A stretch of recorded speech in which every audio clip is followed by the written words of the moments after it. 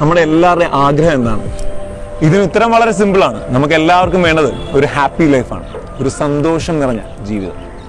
അപ്പൊ നാച്ചുറലി രണ്ടാമത്തെ ചോദ്യം വരും, എന്താണ് ഒരു ഹാപ്പി ലൈഫിന് വേണ്ടതെന്ന്. ഈ ചോദ്യം ചോദിച്ചാൽ ഓരോ ആൾക്കാർക്കും ഉത്തരം പലതായിരിക്കും. ചിലർ പറയും ഒരുപാട് കാശ് ഉണ്ടെങ്കിൽ ഹാപ്പി ആവുന്നു, ചിലർ പറയും പേരും പ്രശസ്തിയും കിട്ടിയാൽ ഹാപ്പി ആവുന്നു, മറ്റു ചിലർ പറയും നമ്മുടെ സ്വപ്നങ്ങളെല്ലാം സാക്ഷാത്കരിക്കാൻ കഴിഞ്ഞാൽ ഹാപ്പി ആവുന്നു. ഇതിനൊക്കെ വേണ്ടിയിട്ട് നമ്മൾ ഒത്തിരി ഹാർഡ് വർക്ക് ചെയ്യണമെന്ന്.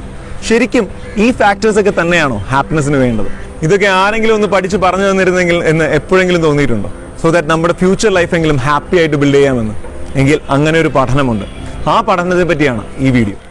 1937 ഹാർവേഡ് യൂണിവേഴ്സിറ്റിയിലാണ് ഈ പഠനം ആരംഭിക്കുന്നത്.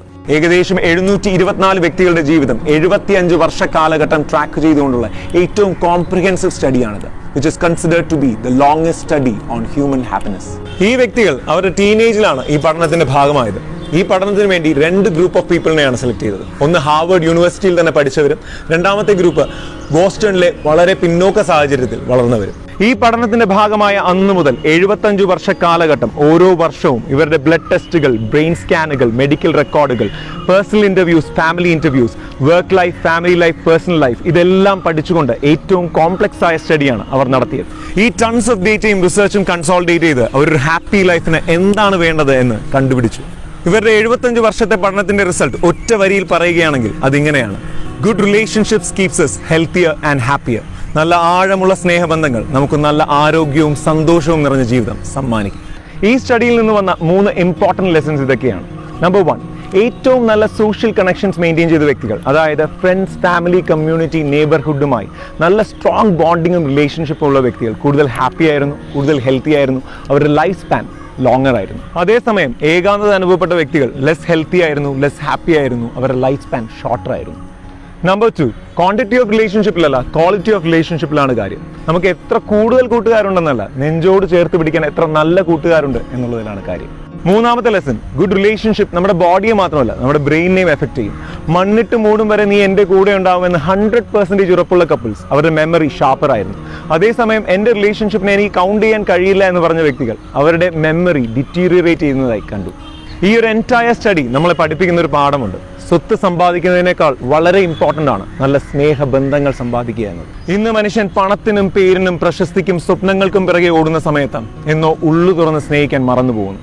ഇത് പറയുമ്പോൾ ഒരു മുത്തശ്ശന്റെ കഥയാണ് എനിക്ക് ഓർമ്മ വരുന്നത്. ഒരു മുത്തശ്ശൻ തന്റെ മൊബൈലുമായി അടുത്തുള്ള മൊബൈൽ റിപ്പയർ കടയിലേക്ക് പോയി. എന്നിട്ട് ടെക്നീഷ്യന്റെ കയ്യിലോട്ട് ഈ മൊബൈൽ കൊടുത്തു. ടെക്നീഷ്യൻ മൊബൈൽ നോക്കിയിട്ട് പറഞ്ഞു, ഇതിന് വേറെ കുഴപ്പമൊന്നുമില്ലല്ലോ മുത്തശ്ശൻ.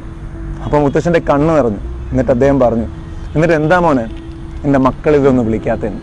ഇതുപോലെ ഒരുപാട് പേർ നിങ്ങളുടെ തിരക്കിട്ട സമയത്തിൽ നിന്ന് ഒരു ഫോൺ കോളിനായി വെയിറ്റ് ചെയ്യുന്നുണ്ട്. അവരുടെ ആരോഗ്യത്തിനും സന്തോഷത്തിനും നിങ്ങളുടെ ഒറ്റ ഫോൺ കോൾ മതി. അത് ചെയ്യുക.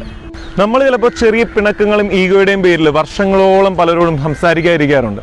നമുക്ക് മറ്റൊരാളുടെ മുമ്പിൽ ചെറുതായിട്ടൊന്ന് തോറ്റു കൊടുക്കാൻ വലിയ മടിയാണ്. നമ്മൾ വലിയ ആൾക്കാരല്ലേ. അപ്പോൾ നമ്മൾ തൊട്ടാവാടിയിൽ നിന്ന് ഒരു പാഠം പഠിക്കണം. മുള്ളുണ്ടായിട്ടും തൊട്ടാവാടി തോറ്റു കൊടുക്കുന്നത് അതിന് ജയിക്കാൻ അറിയാഞ്ഞിട്ടല്ല, മറിച്ച് തന്നെ സ്നേഹിക്കുന്നവർ ഒന്ന് സന്തോഷിച്ച് കാണാൻ. നല്ല സ്നേഹബന്ധങ്ങളിൽ ചെറുതായിട്ടൊന്ന് തോറ്റു കൊടുക്കുന്നതാണ് ആ ബന്ധത്തിന്റെ വിജയം. പലപ്പോഴും പൊട്ടിക്കരയാൻ തോന്നുമ്പോൾ കെട്ടിപ്പിടിക്കാൻ ഒരു കൂട്ടുകാരനുണ്ടെങ്കിൽ നമ്മുടെ ജീവിതത്തിലെ പ്രശ്നങ്ങൾ പാതി അങ്ങ് പോകും. നമ്മൾ ജീവിതത്തിൽ പകച്ചു നിൽക്കുമ്പോൾ മുറുകെ പിടിക്കാൻ ഒരു കൈയുണ്ടെങ്കിൽ ആ ഒരു ധൈര്യം മതി നെഞ്ചും വിരിച്ച് മുന്നോട്ട് പോകാൻ. നമ്മുടെ ജീവിതത്തിൽ സ്നേഹബന്ധങ്ങളാണ് ഏറ്റവും വലുത്. നമ്മുടെ ലോകത്തിന് ഇപ്പോൾ ആവശ്യം ഹൈലി സക്സസ്ഫുൾ ഓൺട്രപ്രണേഴ്സിനെയോ ഇന്നോവേറ്റേഴ്സിനെയോ ക്രിയേറ്റേഴ്സിനെയോ ഒന്നുമല്ല, ഉള്ളു തുറന്ന് സ്നേഹിക്കാൻ കഴിവുള്ള നല്ല മനുഷ്യരെയാണ്. നമുക്ക് സ്നേഹിക്കാം, ഉള്ളു തുറന്ന് സ്നേഹിക്കാം, ആത്മാർത്ഥമായി സ്നേഹിക്കാം. നല്ല സന്തോഷപൂർണ്ണമായ ഒരു ജീവിതം നമുക്ക് കെട്ടിപ്പടുക്കാം. ഈ വീഡിയോ പലരുടെയും ജീവിതത്തെ ഇമ്പാക്ട് ചെയ്യുമെന്ന് നിങ്ങൾക്ക് തോന്നുന്നെങ്കിൽ തീർച്ചയായും ഈ വീഡിയോ ഷെയർ ചെയ്യുക.